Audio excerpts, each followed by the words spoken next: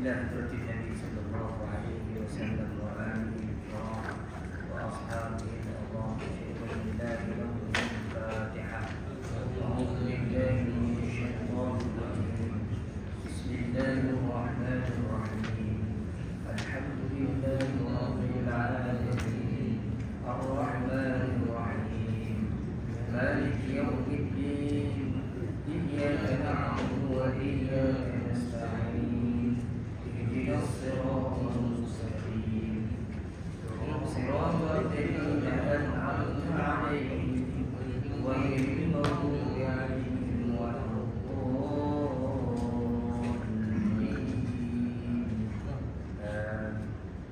أعوذ بالله من الشيطان الرجيم. بسم الله الرحمن الرحيم. الحمد لله رب العالمين والصلاة والسلام على أشرف الأنبياء والمرسلين وعلى آله وأصحابه أجمعين. اللهم يا عليم علمنا من علمك ما ترضى به عنا ولا تؤاخذنا بما تعلمه منا. يا عليم خلقنا بخلق العلم وحققنا بحقائق العلم. رب اشرح لنا صدورنا ويسر لنا أمورنا واحلل عقدة من ألسنتنا يفقهوا أقوالنا والحمد لله رب العالمين. أعوذ بالله من الشيطان الرجيم. بسم الله الرحمن الرحيم. السلام عليكم ورحمة الله تعالى وبركاته. الحمد لله والصلاة والسلام على رسول الله وعلى آله وصحبه ومن والاه. أشهد أن لا إله إلا الله وأشهد أن محمدا عبده ورسوله. قال رب اشرح لي صدري ويسر لي أمري واحلل عقدة من لساني يفقهوا قولي. أما بعد. Yang berasal dari surau serta dengan ahli jawatan kuasa Ashabul Fadilah, tuan-tuan guru, tuan-tuan imam, tuan-tuan haji, tuan-tuan hajat, tuan-tuan hadirin hadirat yang dirahmati Allah Subhanahu wa taala sekalian. Alhamdulillah, tuan-tuan dan puan-puan, sama-sama kita panjatkan syukuran kehadirat Allah Subhanahu wa taala yang masih lagi menganugerahkan kepada kita kesehatan sampai ke saat ini. Dan alhamdulillah kita masih lagi dapat menjalankan ketaatan pada Allah Subhanahu wa taala. Mudah-mudahan tuan-tuan dan puan-puan kita dimatikan dalam keadaan kita sentiasa taat, istiqamah dalam ketaatan, insya-Allah. Mudah-mudahan. Allahumma amin. Jadi malam ini tuan-tuan kita sambung kembali kuliah tafsir kita masih lagi dalam surah Al-Balad ayat yang ke-17 muka surat 119. Kita akan bermula pada ayat yang ke-17 surat 119, insyaAllah. Kita habiskan baki surah Al-Balad ini, kemudian kita masuk surah Asy-Syams.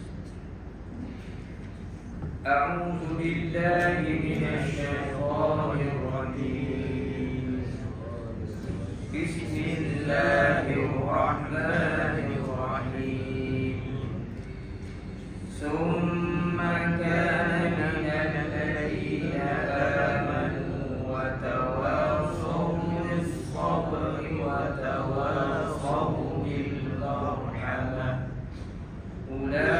أولئك أصحاب الميمنة والذين كفروا بآياتنا هم أصحاب المشأمة عليهم نار مؤصدة.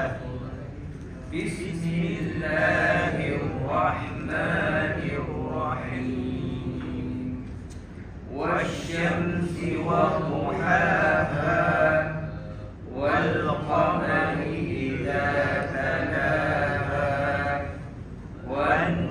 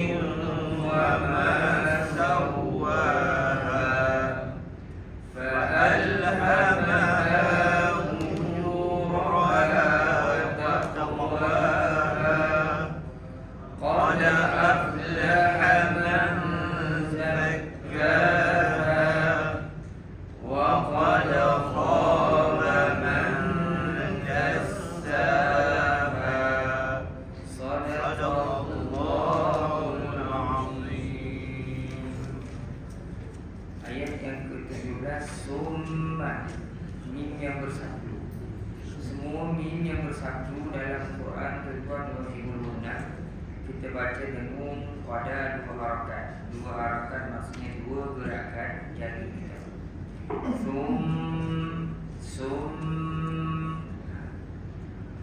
Summa kana minal ladina amanu itu mak badan. Kalau huruf hamzah ataupun huruf mad, alif yang mati ataupun ya yang mati ataupun waw yang mati, dia didahului oleh huruf yang selain daripada hamzah, maka itu mad asli. Macam kana, alif mati, sebelumnya huruf kaf. Allazina, ya mati, sebelumnya huruf za. Itu mad asli, 2 harakat. Tapi kalau huruf mad didahului oleh huruf hamzah berbaris, dia akan jadi mad badal. Potuk sama, ukur sama, tapi tak suka. Amanu, itu mad badal. Maksudnya kalau a ataupun i ataupun u, itu mad badal yang duduk di awal perkataan, syarat dari awal perkataan. Amanu wa tawasaw bis sabri. Sabri, ba mati tengah-tengah ayat ini qalqalah sughra. Jadi qalqalah sughra ni bila sebut qalqalah ada bunyi lantunan suara. Ada 5 huruf yang mati, yang bila dia mati dia bunyikan detakan suara. Qaf, ta, ba, jim, dal. Jadi kita nak mudah nak tahu bunyi macam mana, kita matikan dengan huruf hamzah bagi atas. Ab, aqa, ad, aqa, aj. Itu bunyi dia. Sad. Ini qalqalah sughra, kecil sebab dia duduk di tengah-tengah bacaan. Wa tawasaw bil marhamah. Marhamah, yang tengok ta tu, itu yang mati tu ta, tapi ta marbutah, ta bulat, bukan ta yang maftuhah, ta yang terbuka. Jadi ta yang bulat ni bila dia mati, dimatikan, dia akan berbunyi dengan bunyi ha. Kita tak baca wa tawasaw bil marhamah. Kalau ta maftuhah, ta terbuka tu, kalau dimatikan dia akan bunyi marhamat. Tapi ni ta marbutah, ta yang bulat gulung ni, bila dia dimatikan, dia akan bertukar jadi ha. Marhamah. Ulaik, ini mad wajib muttasil. Kerana huruf mad iaitu alif, asalnya ada alif tu, tapi ditukar jadi kecil. Bertemu dengan hamzah berbaris bawah dalam satu perkataan. Bila huruf mad, alif atau ya atau waw yang mati, depannya ada huruf hamzah dalam satu perkataan, itu adalah mad wajib muttasil. Kita baca 4 harakat. Ulaik, sebelum tu ada waw. Waw ada tanda bulat tu, itu bukan menandakan mati tu. Jangan baca pula ulaik. Waw atau alif atau ya yang ada tanda bulat di atasnya, itu menandakan dia itu huruf ziyadah, huruf tambahan. Dia perlu ada pada tulisan, tapi dia tak wujud dalam bacaan. Langgar. Ulaik. Ashabul maimanah. Kita ambil 2 ayat. Maka jadilah ayat ini bunyi dia lebih kurang. A'udzu billahi minasy syaithanir rajim. Tsumma kana minal ladzina amanu wa tawassaw bis sabri wa tawassaw bil marhamah. Ulaika ashabul maimanah. Jadi buang ini. Itu dari sudut hukum tajwid. Mari kita tengok sama-sama dari sudut tafsiran, insya-Allah. Kemudian dia termasuk dari golongan orang-orang yang beriman dan berwasiat satu sama lain supaya berhati teguh dan berkasih sayang. Kemudian dia ni siapa? Dia ni tuan-tuan. Kemudian dia ni adalah orang-orang yang disebutkan sebelum ini, membebaskan hamba, memberi makan orang miskin, orang dalam kelaparan, membantu anak yatim daripada kalangan kaum kerabat dan bukan kaum kerabat, kemudian membantu orang miskin yang dalam kepapaan, orang-orang yang buat kebaikan, yang bebaskan hamba, yang bagi orang miskin makan, kemudian membantu anak yatim, kan, bantu orang susah. Semua ni dia yang dimaksudkan adalah orang yang melakukan perbuatan. Kemudian dia, yakni orang yang melakukan perbuatan yang baik-baik ini, termasuk dari golongan orang-orang yang beriman dan berwasiat satu sama lain supaya berhati teguh dan berkasih sayang. Jadi orang-orang yang buat kebaikan ni, kemudian dia tu pula orang yang beriman. Dan hadis beriman, dia pula watawasau bisabri, berpesan-pesan kepada kesabaran dan berpesan-pesan supaya berkasih sayang. Ulaika ashabul maimanah, mereka itulah golongan kanan. Baik, kita tengok apa yang disebut oleh Ustaz Ahmad Sunyaji. Apa jua amalan yang dapat mendampingkan diri kepada Allah lalu dikerjakan oleh seseorang sedang ia pula beriman dengan iman yang sebenarnya, setiap bertakarrub dan berbuat taat tidak berguna kecuali disertakan dengan iman.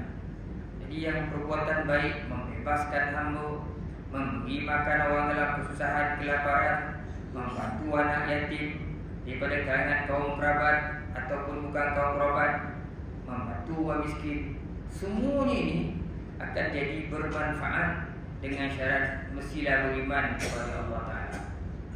Kalau tak beriman, maka dia tidak diterima sebagai amal ibadah. Sebab itu dalam tafsir Qurtubi disebut oleh Al-Imam Al-Qurtubi, tak adalah orang yang menempuh berbagai-bagai kesukaran dengan membebaskan hamba, beri makan orang dalam kesusahan, sehinggalah dia itu beriman. Kerana sesungguhnya syarat diterima amalan-amalan ketaatan itu ialah, kata Imam Qurtubi, al-imanu billah, mesti beriman dengan Allah. Fal-imanu billah ba'da al-infaq la yanfa'. Kalau beriman dengan Allah selepas dia berinfak, maka maknanya mengeluarkan harta, maka tidak ada kebaikan. Dia sedekah banyak, beriman lepas sedekah, maka sedekah tak ada apa-apa. Bal yajibu an takuna ta'ata mashubatan bil iman. Bahkan kata Imam Qurtubi di sini, wajib amalan-amalan ketaatan, kebaikan yang kita buat itu mesti seiring dengan iman. Mesti ketika itu orang tu beriman. Jadi nak dapat pahala ganjaran kebaikan, mestilah beriman dengan Allah Subhanahu wa ta'ala. Kalau tidak, perkara kebaikan yang dilakukan oleh manusia tidak mendapat apa-apa ganjaran pahala. Tak dapat apa-apa ganjaran sebab tak beriman dengan Allah Subhanahu wa ta'ala. Itulah yang dimaksudkan oleh Allah dalam Al-Quran, wa ma mana'ahum an tuqbala minhum nafaqatuhum illa annahum kafaru billahi wa bi rasul.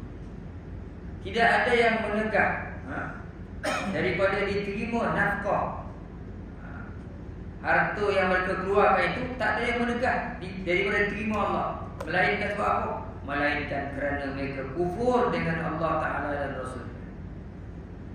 Jadi korang kalau kufur dengan Allah, kufur dengan Rasul, kita beriman dengan Allah dan Rasulullah, keluarkanlah harta banyak mana pun, buatlah amalan ketaatan, semuanya sia-sia, bahkan tak diterima oleh Allah Subhanahu wa ta'ala. Ada satu kisah dibawa oleh Imam Al-Qurtubi di sini, di mana Aisyah menyebutkan, ya Rasulullah, inna ibna Jad'an kana fil jahilah yasilur rahim. Aisyah kata pada Rasulullah, wahai Rasulullah, Ibnu Jad'an ni dulu ada seorang lelaki nama Ibnu Jad'an. Masa zaman jahiliyah ni dia menyambungkan tali silaturahim. Baik, menyambung tali silaturahim. Itu mumpah. Dia bagi orang susah makan. Kemudian dia bantu orang-orang yang dalam kesusahan. Dia juga yang terkesap, dia juga memerdekakan hamba. Kemudian dia ada ibil untuk digunakan untuk bantu orang bawa barang-barang, membawa barang-barang orang, nak bantu orang. Aisyah tanya, fahal yanfa'u zalika syai'an? Wahai Rasulullah, apa yang Ibnu Jan'an buat tu adakah memberi manfaat kepada dia? Rasulullah kata, la, tak ada manfaat. Kerana kata Allah, innahu lam yaqul yawman rabbi ighfirli khati'ati yawmiddin. Dia tak pernah sebut sekali pun dalam hari itu, ya Allah ya Tuhanku, ampunkan dosa aku dan kesalahan aku di hari akhirat. Dia tak beriman dengan Allah. Dia tak pernah minta ampun kesalahan-kesalahan. Dia buat kebaikan tapi tak beriman, maka tidak diterima amal ibadah. Kerana beriman kepada Allah itu syarat kepada antara syarat penerimaan sesuatu ibadah, termasuk ikhlas billah.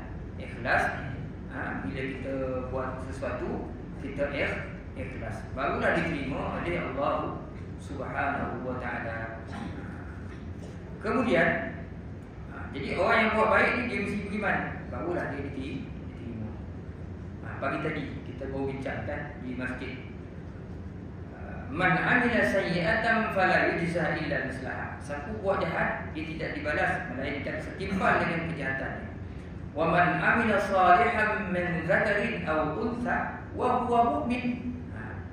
Siapa yang buat baik pula daripada kalangan lelaki dan perempuan sedang dia itu beriman, mesti beriman, fa ulaika yadkhuluna jannah. Orang itulah yang nanti yang akan masuk dalam syurga Allah. Yurzaquna fiha bighairi hisab. Dia diberi rezeki dalam syurga Allah Taala bighairi hisab. Tak berkira Allah Taala bagi dah. Bagi orang-orang yang beriman yang melakukan kebaikan. Baik, iman itu penting. Wa tawasau bisabri wa tawasau bil marhamah. Dan dia beriman dan dia juga berwasiat satu sama lain dengan kesabaran. Berpesan-pesan kepada sabaran supaya bersabar dan berpesan-pesan dengan dan berkasih sayang. Berpesan-pesan dengan kasih sayang. Maksudnya pun, dan mereka beriman itu pula saling berwasiat, yakni berpesan-pesan antara satu dengan lain supaya sabar, yakni berhati teguh dalam keimanan dan ketaatan, dan supaya berkasih sayang kepada golongan yang lemah dan miskin. Orang yang buat baik ini pula, selain dia beriman, dia berpesan kepada kesabaran. Macam mana berpesan kepada kesabaran ni? Iaitu mereka saling pesan memesan supaya sabar ala ta'atillah, dalam mentaati Allah. Nak taat pada Allah itu tuan pun nak kena sabar juga. Kalau kita tak sabar, kita buat benda yang sama ya. Subuh semayang, bangunkan, suruhkan semayang balik, asalkan semayang balik, pagi semayang balik, isyak semayang, tidur, subuh semayang balik. Bertahun-tahun kita buat. Asalkan sampai waktu semayang kita solat, asalkan sampai Ramadan kita kosong. Benda sama, syaitan pun mula dia masuk. Kau tahu tak apa semayang? Kau orang baik, tak ada apa-apa pun, tamu lah. Kau macam tu lah, miskin tak tambah kaya orang, dimain-main kan. Lama-lama kita jadi malas, jadi jamu. Sebab itu perlu ada sahabat-sahabat yang sama-sama memesan kepada kesabaran. Bila nampak sahabat dalam mulut, dah jaga-jaga datang ke surau masjid, tiba dia, Syekh, tak nampak. Wah, lah tu, sakit kau? Tak, jumlah. Itu perlu. Kita berkawan dengan sahabat-sahabat ni. Kita sayang sahabat kita, macam itulah cara buat. Dan juga berpesan supaya sabar daripada maksiat. Wa'an ma'asi, lakukan maksiat. Kena ada orang, kawan kita yang melarang kita daripada melakukan kesalahan. Ada banyak maksiat yang manusia boleh buat. Dalam maksiat ni yang tak sadar dalam hati, buruk sangka dengan orang, hasad dengki dengan orang, sum'ah, ujub, riya. Ini semua boleh bersarang dalam diri manusia. Jadi kita saling pesan memesan. Bila buat-buat kan, dengan lain macam si bunyi kawan kita cakap, Syekh tak betul tu, macam tu ada kan, salah kita buat macam tu. Sebab Sebab akhir zaman ni tuan-tuan, orang capek nak marah. Sedang marah tu, marah tu menjadikan hati kita keras. Salah satu sahabat, kenapa orang hari ini kasar sifat luar? Sebab dia gagal menjaga hati. Gagal menjaga. Ibadah yang kita buat, selalu buat selawat, zikir, istighfar, dia akan melembutkan hati dia. Orang tu akan jadi relax, tenang. Tapi sifat marah yang tidak terkawal, akhirnya akan menjadikan orang tu kawan. Itu sebab Islam ada. Bila kita tengah marah tu, kita sedang disuruh duduk. Bila tengah duduk tu marah, jangan bangunkan waktu dunia ni. Disuruh tidur. Bagi tak ada wuduk, suruh ambil wuduk. Sebab marah tu dia bina kekuatan zahir kita untuk menjadi kasar. Sebab tu bila kita nampak marah, kita cuba seluar ke rumah kau kan. Kau lelaki nampak orang marah kan, dia bersyarat lah, jangan marah nah. So makin lama makin besok kasar. Kalau bini pun nampak lelaki ni tu juga. Aku nak marah-marah ni macam mana hujan. Tak boleh naik motor, sabar besok naik lah. Tak boleh kan. Tengah jalan raya, tuan tengok orang hari ni, orang tu lagi dah copek, semua potong dia, dah naik pandu kan. Khabar ni kan, dia beri orang kilo bagi kau tadi. Orang tu tak bela kau, tu mana dia kata dia cabar sebab waktu bawa Asia, dia bawa anda cabar dah dia, capek nak makan terpasan. Sampai kan loket ni, kita bodoh-bodoh ni kita besok jumpa kan. Naik highway sampai dekat apa Menatang tu, Raya Atul sampai ke Atul slow. Dah capek ni tengoklah depan tu pula, orang tu pula tengok tulis kurang, baki kurang. Dah keluar dari kereta, pergi ke jabat tu kan, nak top up balik. Kita nak makan. Dah tahu nak berjalan, ukur kat dalam tu kan. Siaplah, tu lah tak ada mula-mula. Tak pasal. Gagal kalau tuan marah tu kan, kereta tu jalan tu. Lagi kita marah, kereta tu terus jalan dia. Tak apa, boleh kita marah ramai. Tuan menampik situ kok, tawakam kok, pijak kata kawan tu, kereta tu kat situ lah, dia tak jalan. Jadi apa pun nak marah, kita sakit jiwa, sakit hati. Kan kereta tu kat situ lagi. Kan dia jalan. Gorang tu kan. Mana tu pasal. Itu yang menjadikan hati kita keras. Jadi kasar. Kan? Itu yang perlu ada kawan-kawan kan, yang jaga nak marah. Tak ada umur marah nak buat apa kan. Hidup kalau mau mana pun nak marah. Siapa? Jadi lebih baiklah kita senangkan diri kita, senangkan hati kita. Kita akan hidup dalam keadaan cukup selesa. Marah-marah ni memang sakit jiwa kan? Sakit jiwa kan? Kata ulama-ulama kita dalam ilmu tasawuf, marah ni adalah nyadaan api yang dinyalakan oleh syaitan dalam hati kita. Tuan-tuan tengok dalam kitab bernama Bagi Hati kan, yang Musa'ib baca dalam 2 kitab. Marah tu sebenarnya bakaran hati dalam hati manusia. Setan sedang nyalakan hati dia orang. Panik kau. Kita pun jadi terbakar kan? Padahal sedikit pun tidak memberi manfaat.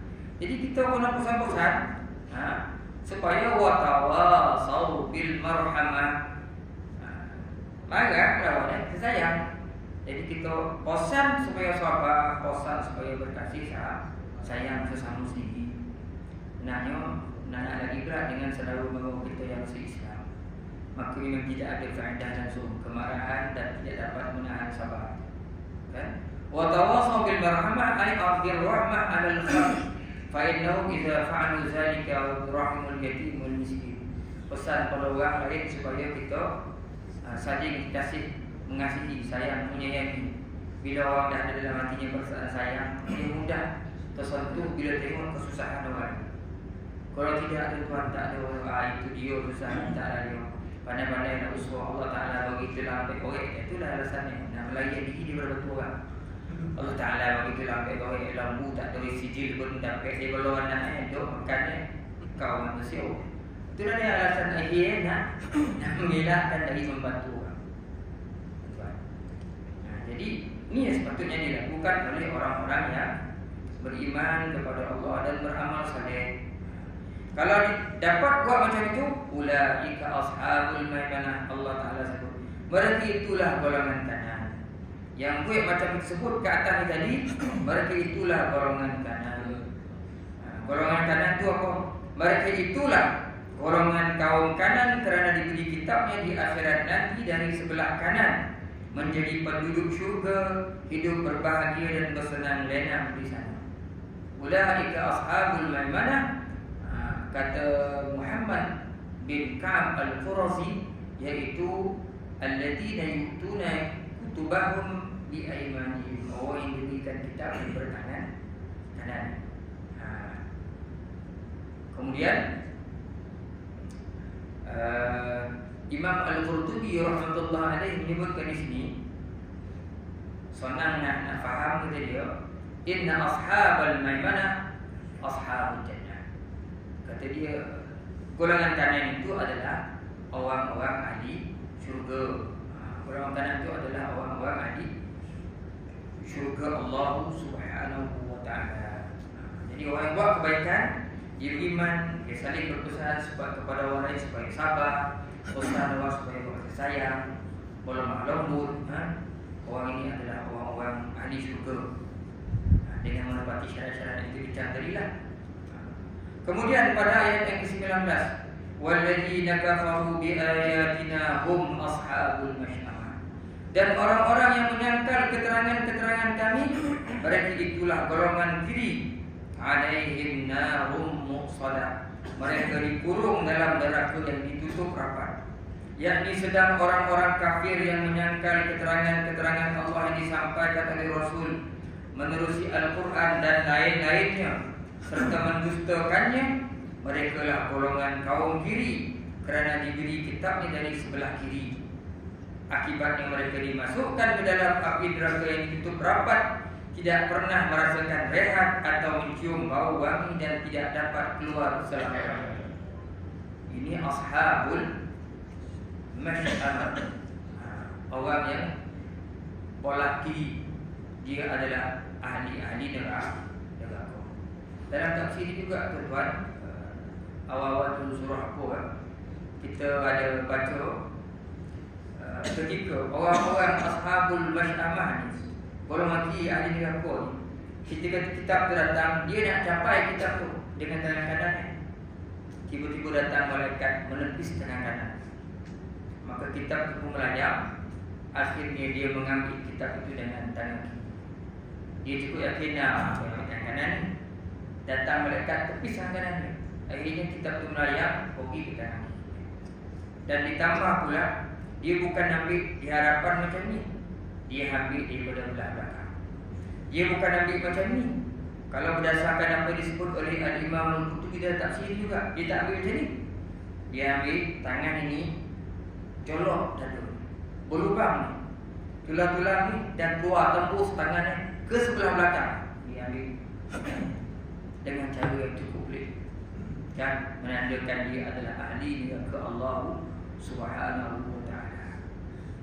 Alaihim narum muqsadah, mereka dikurung dalam neraka dan ditutup rapat, tak boleh keluar langsung. Tak boleh keluar langsung daripada neraka Allah Subhanahu wa ta'ala. Bahkan tak pernah mencium bau wangi dan tidak dapat keluar selama-lamanya. Itu balasan Allah Ta'ala kepada orang yang kufur melakukan kejahatan kemaksiatan. Ya Allah, janganlah Engkau binasakan kami dengan kemurkaan-Mu, dan janganlah menyeksa kami dengan azab-Mu. Sebaliknya selamatkan kami daripadanya, wahai Tuhan semesta alam. Itu tulisan yang menutup uraian ayat daripada surah Al-Balad, tuan-tuan. Kita masuk ke surah Asy-Syams. Tamat surah Al-Balad, tuan-tuan, kita masuk surah Asy-Syams. Asy-Syams maksudnya matahari. Surah Asy-Syams artinya matahari, iaitu surah ke-91, mengandungi 15 ayat dari jenis Makkiyah. Maksudnya ayat ini turun di Mekah. Kalaupun dia bukan turun di Mekah, dia kemungkinan turun di kawasan-kawasan yang berhampiran Mekah. lebih hampir ke Mekah daripada Madinah. Kalaupun bukan di betul-betul tempat di bandar Mekah tu, dia mungkin turun kawasan berhampiran, yang di mana kawasan itu lebih hampir ke Mekah daripada Madinah. Itu dibagi ayat-ayat Makkiyah. Diturunkan selepas turunnya surah Al-Qadar. Apa hubungan surah Asy-Syams dengan surah sebelumnya, itu suratul Balad? Di sana hubungannya dengan surah sebelumnya, di sana ditutup dengan menyebutkan golongan kanan dan golongan kiri. Baru kita baca tadi bahawa akan beruntung orang yang mensucikan jiwanya. Di sini pula diulang menyebutkan kedua golongan itu. Surah Al-Balad akhir cerita tentang golongan kanan, golongan kiri, ahli syurga, ahli neraka. Dalam surah Asy-Syams ni Allah Ta'ala ulang cerita kedua golongan itu, bahawa akan beruntung orang yang menyucikan jiwanya dan rugilah orang yang mengotori. Orang yang menyucikan jiwa itu orang yang masuk dalam syurga Allah. Orang ini untung, kata Allah. Kemudian cerita pula orang-orang yang kufur kepada Allah, tak beriman, yang melakukan maksiat, orang ini mengotori jiwanya. Ini orang-orang yang rugi. Diceritakan dalam surah. Kerana jiwa manusia itu mempunyai tabiat sukakan kebaikan dan keburukan, serta petunjuk dan kesesatan. Seterusnya diperkatakan kisah kaum Samud yang membunuh unta betina sebagai mukjizat Nabi Saleh alaihi salam, lalu Allah binasakan mereka. Di dalam surah Asy-Syams nanti kita akan jumpa dua kisah, cerita tentang ahli syurga, ahli neraka, dan juga tentang kaum Samud yang membunuh unta betina yang keluar daripada batu sebagai tanda mukjizat Nabi Saleh alaihi salam. Baik, kita tengok tuan-tuan. Bismillahirrahmanirrahim. Wasyamsi wadduhaha. Allah Ta'ala memulakan surah Asy-Syams dengan lafaz sumpah. Demi matahari, wadduhaha. Wasyamsi itu demi matahari, wadduhaha dan cahayanya di permulaan siang. Kata wadduhaha ni jadi waktu duha yang tak mula panas. Jadi Allah Ta'ala bersumpah dengan matahari dan dengan cahayanya dia di permulaan siang.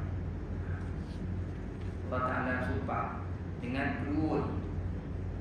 Kenapa pula Allah Ta'ala bersumpah dengan matahari ini? Dengan kedua ini nak beritahu Allah Ta'ala bersumpah dengan makhluk-makhluk ciptaan yang hebat, nama matahari. Kan ayat kedua, wal qamari idza talaha, dan demi bulan. Kan bulan apabila mengiringi. Matahari hilang, datang bulan. Jadi matahari ini tuan-tuan, kata Syekh Muhammad Abdul dalam kitab tafsir lain, katanya Allah Ta'ala jadikan matahari yang besar sebagai bahan sumpah. Kerana matahari di antara makhluk Tuhan yang besar, yang dahsyat, kata Syekh Muhammad, ia boleh membunuh dan menghidupkan. Matahari ni panis itu boleh membunuh, dalam masa yang sama dia memberi kehidupan. Ia berbahaya tetapi berguna. Bahaya tapi berguna untuk kehidupan manusia. Allah Ta'ala dengan kebijaksanaannya, dia buat yang makhluk yang besar yang nama matahari ni, dia bahaya. Dalam keadaan dia bahaya tu, Allah Ta'ala buat dia bermanfaat untuk manusia. Kan cahayanya diperlukan oleh kehidupan di bumi. Kalau tak ada cahaya dia orang mati. Allah Ta'ala bersumpah dengan matahari supaya manusia fikir, kenapa nak sumpah dengan matahari? Kita kalau tak ada cahaya matahari nanti kita kesejukan, kita akan beku. Tumbuh-tumbuhan tak boleh buat makanan, kita tak boleh buat fotosintesis, menghasilkan makanan bila tak ada cahaya matahari. Dalam keadaan kita memerlukan cahaya itu, perlu ada tapisan, sebab kita tak boleh terdedah terus dengan cahaya matahari yang cukup kuat itu. Kalau tidak ada filter di tapi mati kita. Maka Allah Ta'ala buat macam-macam. Orang kaji ada pula lapisan ozon ni, tak tahu kita pun tak kaji sains ni, orang kaji sains ni tahu pula. Kayak mana lepasan osot tu tak tahu saya dah mana dia ni. Kok nampak tua tak tahu mana dia. Tapi itulah yang disebut oleh manusia bila mengkajinya. Masalah Allah Ta'ala buat matahari ini cukup besar, sehingga kan ada saya terbaca dalam kitab Mawsu'ah yang kitab yang Encyclopedia. Dia kata dalam itu saya dapatkan katanya dalam matahari ini boleh muatkan 1,000,000 bumi. Ini 1,000,000 hari sudah. Maknanya bumi ni titik-titik ya. Juta maksudnya. Besar matahari. Dan makhluk Tuhan yang cukup panas, kan? Sampai dah banyak kali tersebut bahagian tengah matahari itu dia sampai kepanasan 15 juta darjah Celsius. Kalau kita dah okey tu tak ada waman dah orang dah tak ada apa jadi dah tu. Kalau mang pun dah risau sini ada tiang tu tahu apa darjah Celsius jauh tu. Panas lah. Tak payah dah ada api remang dalam bilik je. Tak ada aircon dah mula kata dah. Ini 15 juta darjah Celsius. Kan? Dan disebutkan dalam kajian itu mengatakan matahari ini usia dia dah 4.5 bilion tahun. Matahari ini. Dan dia dah hasilkan sebanyak 383 trilion kilowatt tenaga. Ya, Allah Ta'ala buat. Hebat. Macam lampu kan menyuluh manusia sampai ke hari ini. Allah Ta'ala sumpah suruh kita bikin demi matahari. Kalau tak ada matahari ni mati lah. Dan cahayanya di permulaan siang. Kalau tak ada cahaya matahari ni kita bergolak sepanjang malam lagi. Jadi malam lagi dah. Allah bersumpah dengan nama matahari yang bersinar menerangi alam pada permulaan siang, menyebabkan suasana gelap yang meliputinya pun hilang. Dan bersumpah dengan menyebutkan bulan apabila dia terbit malam pun menjadi terang, mengiringi terbenamnya matahari. Bila Allah Ta'ala jadi matahari, tujuannya untuk beri kehidupan. Di awal pagi, manusia malam tidur nanti, tak ada cahaya, tak ada sumber tenaga, matahari datang pagi. Kita bangun pagi, seiring dengan pergerakan matahari, cahaya datang dari bumi. Kita makin sogar, dapat bekalan. Kan? Lama kelamaan bila kita dah banyak dapat bekalan, panas yang meningkat, kita jadi lotih. Kita nakkan apa panas. Tapi kalau dah panas lama-lama dah panas dia melahap kita nak saja balik. Itulah nama manusia. Dia tak boleh kekal macam tu. Kan? Dapat tenaga banyak panas. Kita nak saja balik. Allah Ta'ala atur balik. Cantik sistem tu. Tengah hari sampai tengah hari kita dah dapat dah maksimum tenaga dah. Panis nak kita kan. Dia tak perlu dah. Dia turun. Saju. Kita latih dah. Dah latih perlu kerehatan. Tenaga dah banyak sampai kita dah bunuh tenaga itu. Kita jadi latih. Kita perlu kerehatan. Maka Allah Ta'ala gelarkan dunia ni. Supaya kita boleh berehat. Supaya suasana jadi nyaman tanpa matahari.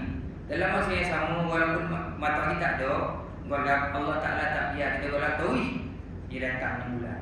Nampaklah sedikit. Kalau kok golak bumi betul, tak nampak apa kan? Disuruh bayar, dia mesti bayar. Nanti rugi bulan. Telur juga kita. Sayangnya Allah Ta'ala. Tak dia golak itu. Ada tak lagi bulan? Kita pun berehat. Tadi latih berehat. So kita bangun cegah. Itulah putaran kehidupan manusia sampai hari kematian. Allah Ta'ala sumpah dengan matahari, dengan bulan. Semuanya ada maksud. Yang demikian itu berlaku pada tiap-tiap separuh bulan Islam pertama. Muncullah rembulan sebaik saja matahari terbenam, lalu menyinarkan cahayanya pada waktu malam. Terbenamnya matahari melambangkan alam pada waktu itu seolah-olah mati. Kemudian apabila fajar subuh menyingsing dan matahari terbit, seolah-olah alam itu pun hidup kembali. Betapa tidak, kerana semua makhluk yang sudah mati menjadi hidup. Kan? Itu yang kata tadi tu. Dia bawa kehidupan dan dia boleh membunuh. Berbahaya tetapi diperlukan.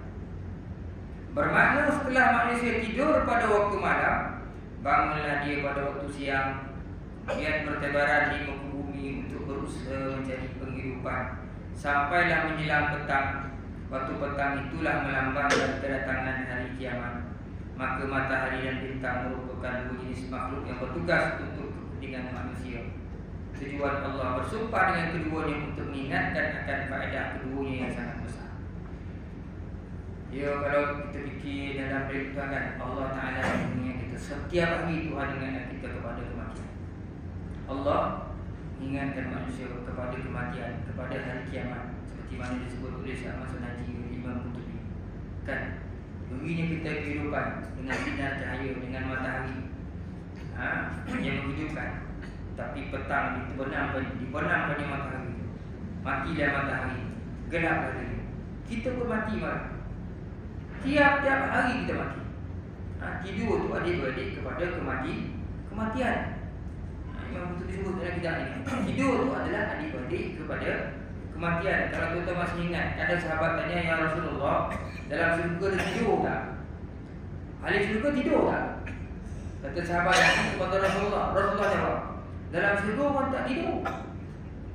Kenapa tak tidur ya Rasulullah? Dalam tafsir kan, Rasulullah kata, tidur itu adalah selalu kepada kematian. Sedangkan dalam syurga tak ada lagi mati. Dah mati, hidup balik, tak ada lagi mati-mati dah, kata Rasulullah. Tak ada lagi kematian selepas kematian. Bila manusia diangkat, diangkat pula. Dia apa? Yaumul Ba'si, dihidupkan kembali. Kematian itu telah Allah Ta'ala sifatkan sebagai seekor kibas. Kematian itu makhluk. Dibawa di tengah-tengah sirat, disemboleh kematian itu oleh malaikat. Maka kematian itu mati. Bila mati dah mati, tak ada lagi mati dah. Hidup kan betul yang ada hidup dah. Mati dah pun mati dah dimatikan oleh Allah. Tak ada lagi mati dah. So orang dalam syurga tak ada tidur-tidur. Tak boleh tidur. Tidur tu selalu kepada kematian. Kadang-kadang tanya tu, tak tidur ngantuk tu Ustaz. Jadi jangan tanya macam tu lah. Jangan takjub. Jangan bayangkan syurga apa yang Tuhan buat tu dengan akal. Dia tak jadi. Tak lebih, tak tercapai di akal kita. Nak fikirkan apa yang bakal Allah Ta'ala buat. Jangan fikir sesuatu dengan akal. Tak boleh. Kita nak angkat kotak segerap seperti tidur, tak payah. Datang orang lain, tak payah angkat terus. Dia kira tadi kita payah angkat. Sedang yang datang tu pula body builder, badan kotak-kotak sama tu segerap tu. Tak payah terus. Dia tak payah angkat. Dia kira orang tu macam dia. Dia nilai orang tu macam dia. Macam dia lah. Tak salah nilai. Dah salah. Tak payah terus. Dia angkat tak payah dia pula. Kan? Memang mungkinlah kawan angkat, kawan tu angkat. Itu sama-sama manusia tu. Dah salah menilai. Ni pula kita nak menilai. Kita nak menilai Allah Ta'ala guna akal kita. Memang tak boleh pakai al-sunnah lah. Jadi setiap hari Allah Ta'ala ingat kita kematian, hari akhirat, kematian, hari kiamat. Kita bangkit balik. Mati, bangkit balik. Mati, bangkit balik. Ni mati ke umar ya. Akan datang mati yang cukup lama dalam kubur pun bangkit balik. Jadi sebelum duduk mati dalam kubur tu, ini ingatlah maksudnya. Setiap kali kita mati ni, ingatlah. Lepas ni akan datang kematian yang kita tak bangkit-bangkit lagi dah. Dalam tempoh yang cukup banyak. Hari ni tuan-tuan mati, berapa jam je? 5-6 jam, 7-8 jam, tuan-tuan hidup balik. Mati hidup balik, mati hidup balik. Mati tu ambil dah 7-8 jam, tuan-tuan hidup balik. Sebelum nanti tuan-tuan mati, tak tahu berapa puluh tahun, lagi tahun kontak baru dia hidup. Ketika tuan mati yang lama tu, tuan-tuan tak akan dapat lagi mengumpul ibadah, menunjukkan tentang kepada Allah. Jadi masa mati sekoreknya, mati macam-macamnya, hidup balik tu. Sebab itu bila kita ngaji-ngaji ilmu tasawuf, Nabi ajar kita, bila dapat hidup pagi itu, kita apa? Kita doa kan? Doa pada Allah, syukur kerana dihidupkan kembali. Syukur kerana dihidupkan kembali adalah boleh nanti ibadah apa saja. Bayarlah kita. Sebelum nanti sampai waktu tak boleh sembahyang. Itu maksudnya tuan. Kalau nak fikir banyak-banyak, ke situ dah sampai. Ke situ dah sampai. Sumpah-sumpah Allah Ta'ala. Kita nak fikir. wan nahari idza jallaha wal laili idza yaghshaha. Itu yang dua. Dan siang apabila menampakkannya dan malam apabila menutupnya. Yakni Allah bersumpah dengan menyebutkan pula waktu siang apabila menampakkan dirinya, dia membawa suasana terang dan menyingkapkan tirai kegelapan malam dengan cahaya siang.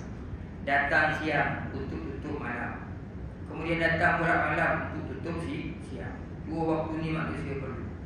Satu masa manusia nak bekerja, waktu siang. Satu masa lagi manusia nak tidur, nak berehat. Satu masa penuh dengan haba, kepanasan, cahaya terang. Satu masa ni kegelapan tapi sejuk, nyaman, nak berehat. Dua waktu ni perlu untuk manusia. Allah Ta'ala pun bersumpah dengan dua keadaan. Yakni Allah bersumpah dengan menyebutkan pula waktu siang apabila menampakkan dirinya, dia membawa suasana terang dan menyingkapkan tirai kegelapan malam dengan cahaya siang. Kemudian bersumpah lagi dengan waktu malam apabila suasana gelapnya yang hitam menudung dan menutupkan tirainya di permukaan alam.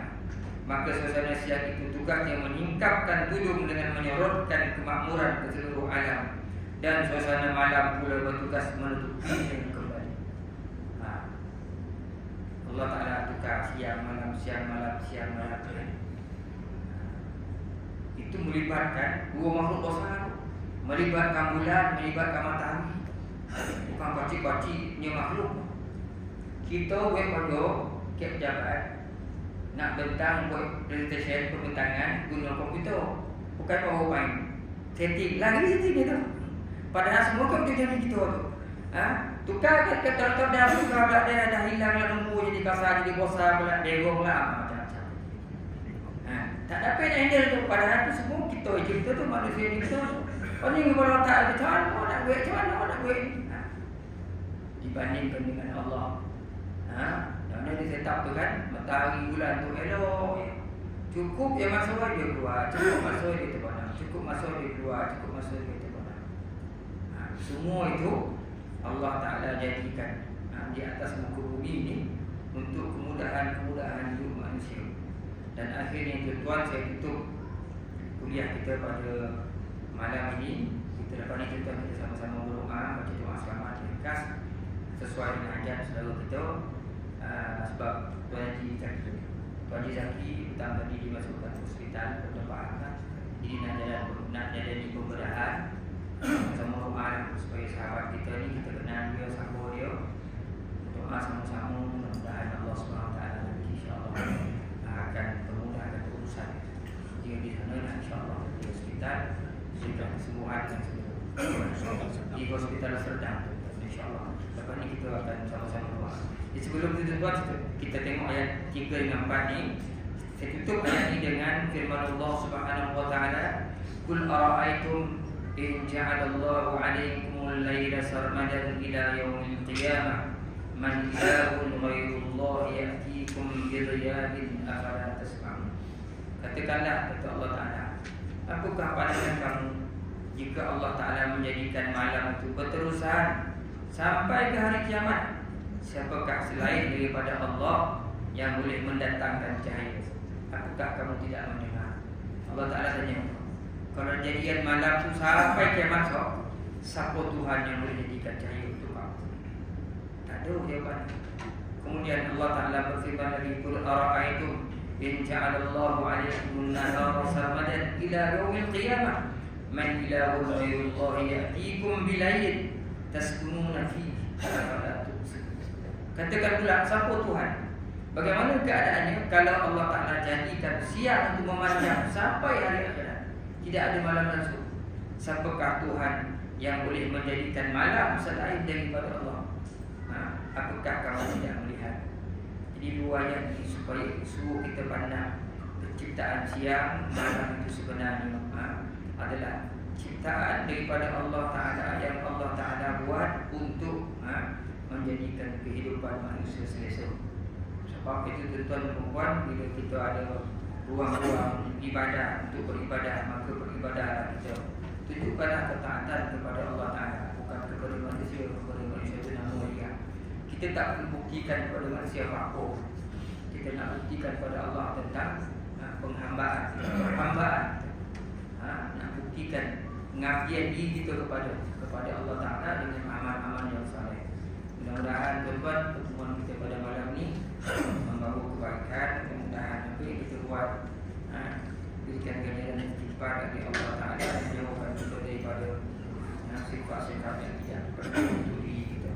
Qawli hadza, assalamualaikum warahmatullahi ta'ala wabarakatuh. Gugur bulan saja.